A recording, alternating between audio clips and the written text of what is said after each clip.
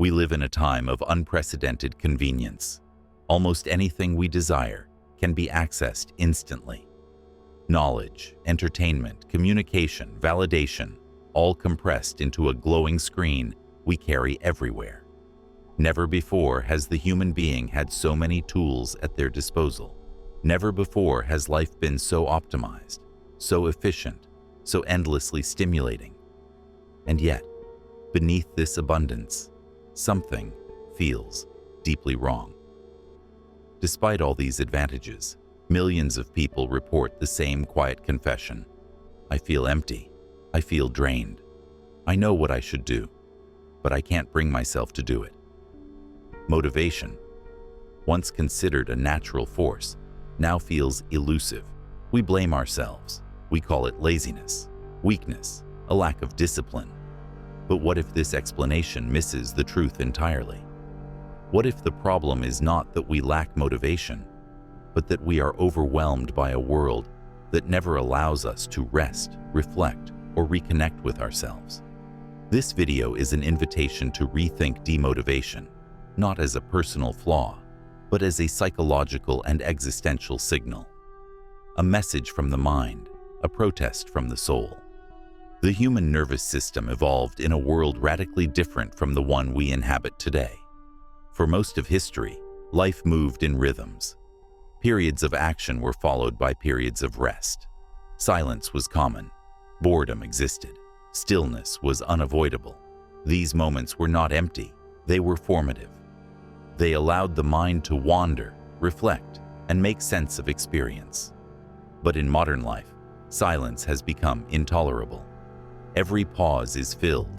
Every idle moment is occupied. Every hint of boredom is eliminated with instant stimulation. We scroll not because we are curious, but because we are uncomfortable doing nothing. We consume content not because it nourishes us, but because it distracts us. Technology was meant to serve human awareness. Instead, it increasingly anesthetizes it. The result is a state of permanent alertness, a mind that never shuts down, a nervous system that never fully recovers. And when the mind is constantly stimulated, something subtle but profound begins to happen. Motivation is not magic. It is biological, psychological, and existential. At the biological level, motivation is closely tied to dopamine, a neurotransmitter involved in anticipation, effort, and reward. But dopamine was never meant to be triggered constantly. In the modern environment, dopamine is activated in short artificial bursts. Likes, notifications, short videos, novelty without effort. These bursts are intense but shallow. Over time, the brain adapts. What once felt exciting becomes normal.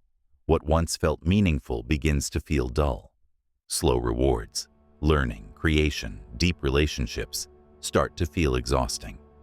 The mind, trained for immediacy, loses its tolerance for depth. This is why so many people say, I want to change my life, but I feel no energy. I know what matters, but I feel numb. It is not a lack of ambition.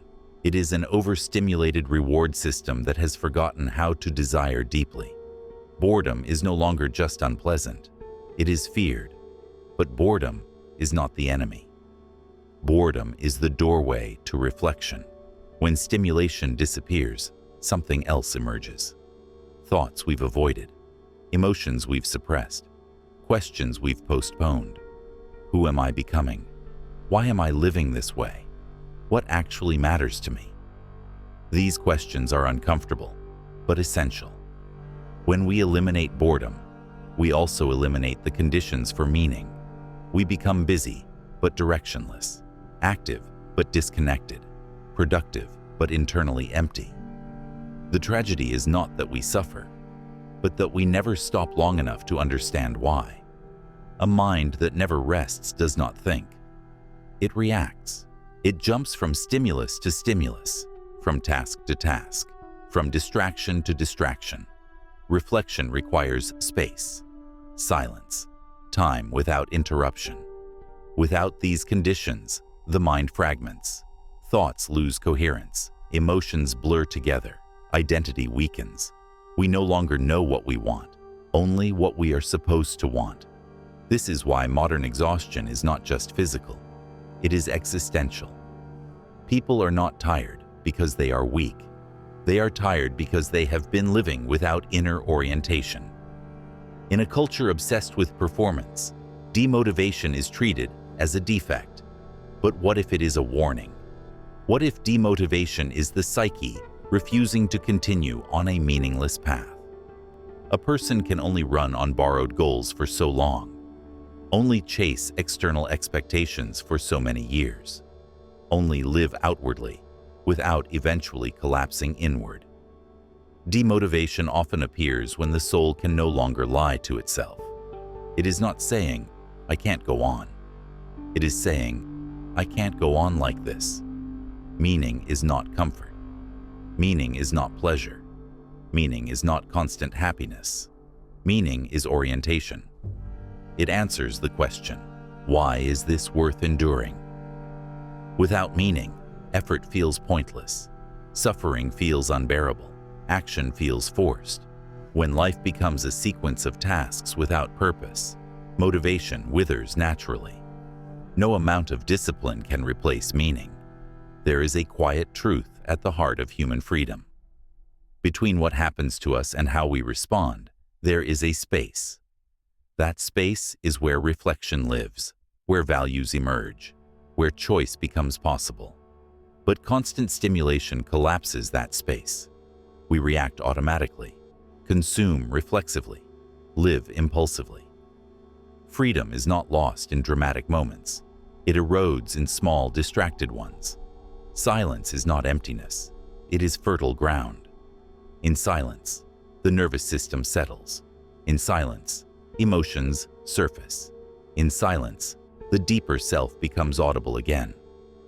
This is why solitude has always been central to philosophy, spirituality, and creativity. Not escape from the world, but return to oneself.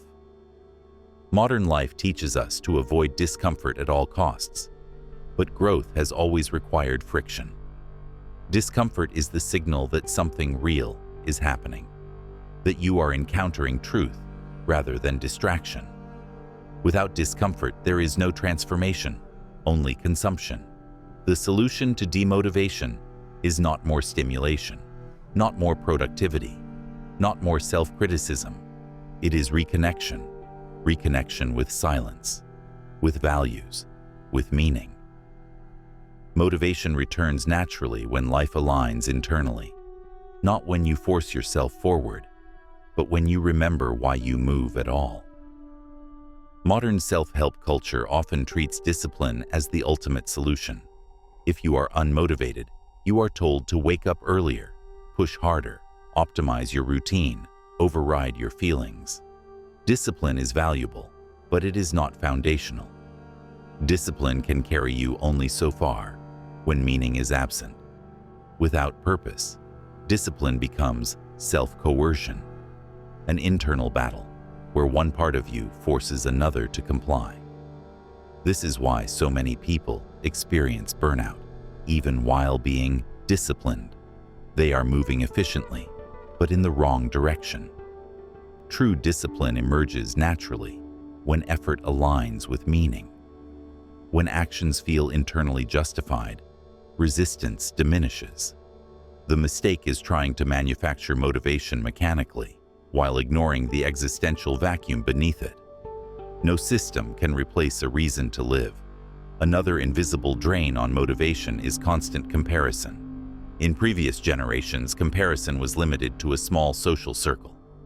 Today, we compare ourselves to thousands of curated lives every day. Endless success stories, endless productivity myths, endless images of people who appear happier, richer, more fulfilled. But comparison fragments identity. Instead of asking, "What matters to me?" we ask, "Why am I behind?" Instead of listening inward, we measure ourselves outward. This erodes motivation because desire becomes borrowed. Goals stop being expressions of identity and become reactions to insecurity. A life lived in comparison is never fully inhabited. it is performed. And performance, no matter how successful, eventually exhausts the soul. Modern individuals are expected to be everything at once: productive worker, emotionally intelligent partner, physically fit, mentally optimized, always improving. This constant pressure to self-upgrade creates identity fatigue. The self becomes a project rather than a presence, something to manage rather than inhabit. When identity becomes a checklist, motivation collapses, not because effort is impossible, but because the self has been reduced to an obligation. Human beings do not thrive when they feel like perpetual work in progress. They thrive when they feel grounded. One of the most uncomfortable truths of philosophy is this: a meaningful life is not a painless life. Suffering, when integrated, gives weight to existence. It sharpens values, clarifies priorities, reveals what truly matters. Modern culture treats suffering as a glitch to be eliminated. But when suffering is avoided at all costs, meaning disappears with it. This does not mean seeking pain, but recognizing that discomfort often signals depth. Motivation does not arise from comfort. It arises from commitment to something worth enduring for. One of the deepest losses in the modern world is inner authority. Decisions are outsourced, values are borrowed, opinions are absorbed.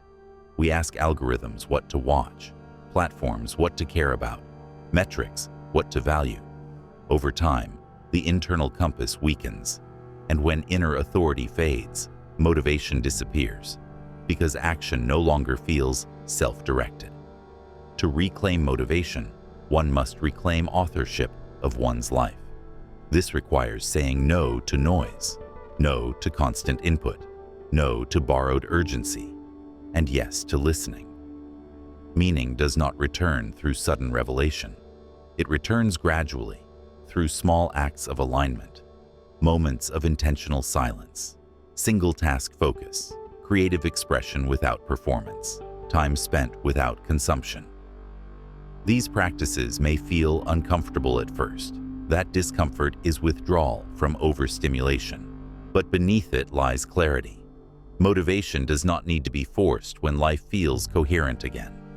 Perhaps the most radical act today is to pause without guilt, to rest without distraction, to be without productivity, to reflect without rushing toward answers. This pause is not stagnation, it is recalibration. A life that never pauses eventually loses direction. If you feel unmotivated, ask yourself not, "What is wrong with me?" but "What am I disconnected from? What truth have I been avoiding? What value have I betrayed? What silence have I been drowning out?" Motivation is not something you chase. It is something that returns when you stop running from yourself. If you feel lost, exhausted, unmotivated, it does not mean you are broken. It may mean you have been listening too much to the noise and not enough to yourself. Perhaps your lack of motivation is not a failure, but an invitation to slow down, to step back, to come home. And in that home, quiet, honest, uncomfortable, you may rediscover the meaning that makes life move again.